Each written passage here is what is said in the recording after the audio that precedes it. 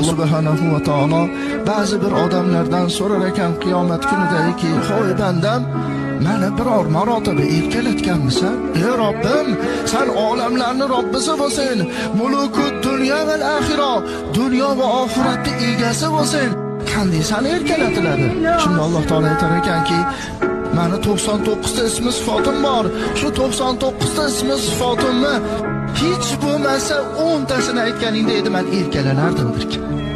Men erkalanardim. Necha yil umr kechirding? 70 yil, 80 yil umr kechiribman. Shu 70 yil, 80 yil umrning ichida biror marotaba meni 99 ta ismimni aytganmisan? Hech bo'lmasa 10 tasini aytganmisan? 70 yil umr kechiribsan.